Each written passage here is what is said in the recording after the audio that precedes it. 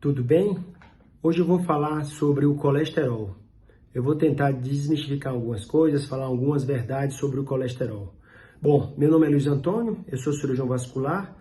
Eu peço que se você gostar desse vídeo, você siga o meu canal. Se você já segue o meu canal, eu peço que compartilhe com outras pessoas para a gente divulgar sobre saúde vascular.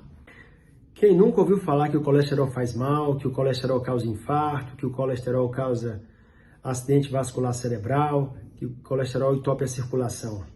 Bom, isso não necessariamente é verdade. Muita gente não sabe que o colesterol é essencial para o funcionamento do nosso corpo e ele ajuda em uma série de mecanismos de metabolismo no nosso corpo. Eu vou citar para vocês 3 grandes funções que o colesterol ajuda no nosso organismo. A primeira função do colesterol é bem simples, está relacionada com as funções neurológicas. A primeira substância que mais tem no nosso cérebro é água, a segunda é gordura. E o colesterol ele é fundamental na síntese de uma série de substâncias cerebrais. Então, o que é que promove essa oxidação das moléculas, por exemplo, do LDL? Basicamente, é a dieta. E que dieta? Uma dieta inflamatória. Por exemplo, o excesso de açúcar. Só para contextualizar, na década de 80, o grande vilão era a gordura. Então, muita gente começou a diminuir a ingestão de gordura.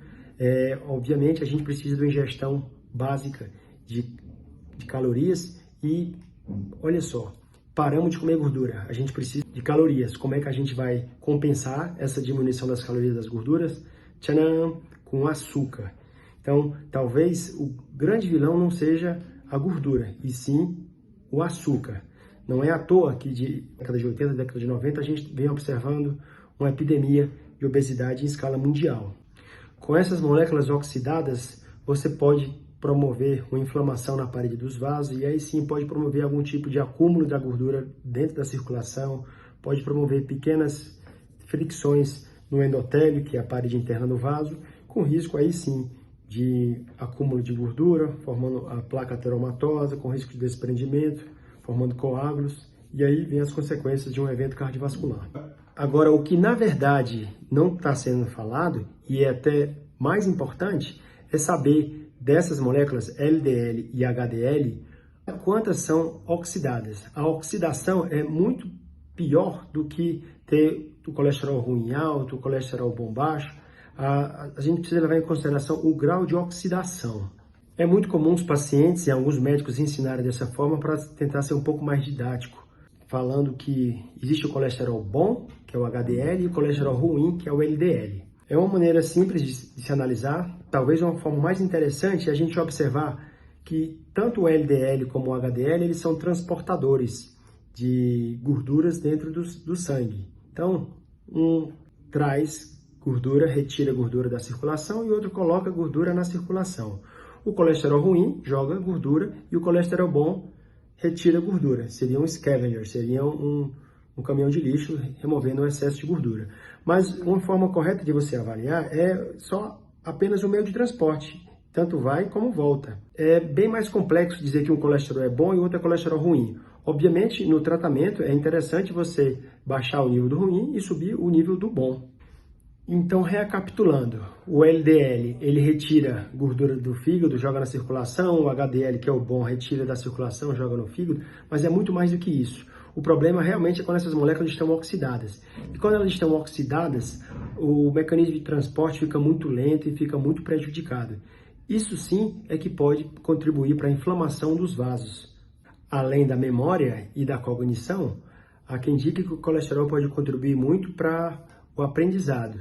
Eu lembro que uma vez eu vi uma propaganda em televisão falando sobre jingles que ia acontecer em 1950. E os jingles falavam assim: dê leite com banha para seus filhos, para eles crescerem fortes e aprenderem bastante. Então há uma certa lógica nisso daí.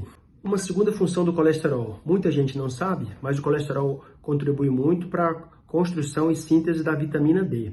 O pessoal acha que vitamina D é só pegar sol, às vezes vai tomando vitamina C para repor, mas o colesterol é fundamental na composição e na construção da vitamina D. Em alguns casos a gente observa, os pacientes tomam, fazem reposição de vitamina D e os níveis não se elevam de forma adequada. Então vale a pena nesses casos investigar como é que está aí o colesterol. Uma terceira função do colesterol, muito importante, é a produção e síntese de hormônios. O colesterol ele é muito abundante no cérebro. O colesterol ajuda na formação das células nervosas, o colesterol ajuda na regulação do sistema nervoso, o colesterol ajuda na composição da nossa memória, o colesterol está implicado, inclusive, na nossa cognição. Há quem diga, já fizeram alguns estudos ainda sem comprovação, de que, eventualmente, alguns medicamentos podem piorar um pouco essa questão de memória. Uma dica que a gente pode observar é a relação de uma outra gordura no sangue, que é o triglicérides, que tem uma relação direta com o açúcar. O açúcar acumulado, ele forma rapidamente o triglicérides, e a relação do triglicérides, dessa outra gordura, com o HDL. Essa relação pode ser um alerta, um sinal muito interessante para a gente avaliar o grau e a qualidade da dieta dos nossos pacientes.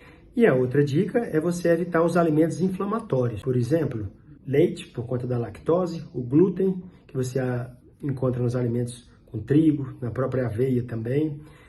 Outros alimentos inflamatórios, refrigerante, embutido, enlatado, próprio bacon, frituras, são alimentos que a gente deve evitar para melhorar a qualidade da nossa dieta.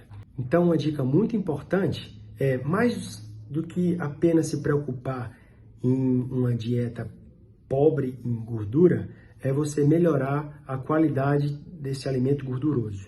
Quais são os alimentos que têm uma boa gordura, entre aspas? Eu poderia citar peixes, especialmente das regiões mais frias, castanhas, que tem bastante ômega 3, azeite de oliva, especialmente o extra virgem, com a garrafa mais escura, abacate, o ovo. Os ovos são bastante ricos em colesterol. Uma hora são bons, outra hora são ruins. Isso também aconteceu com o abacate, uma hora é bom, outra hora é ruim. Uma dica sobre a ingestão de ovo, a gente pede para não fritar muito a gema, não ficar tão branquinha. Quanto mais amarelada, melhor, porque o colesterol não ficaria tão oxidado assim. Então, para finalizar, eu gostaria de dizer para vocês que é muito mais importante uma dieta saudável, rica em nutrientes, que incluem gorduras saudáveis, muito mais importante do que dietas muito restritivas, onde você perde a qualidade de vida, onde você fica mais fraco e não consegue repor todos os nutrientes possíveis. E sem falar do componente inflamatório, que é o mais importante. A gente tem que tentar evitar esses alimentos mais inflamatórios. Bom, por hoje é isso. Eu espero que vocês tenham aprendido alguma coisa e repassem conhecimento, que é a melhor forma da gente cada dia levar mais uma vida saudável.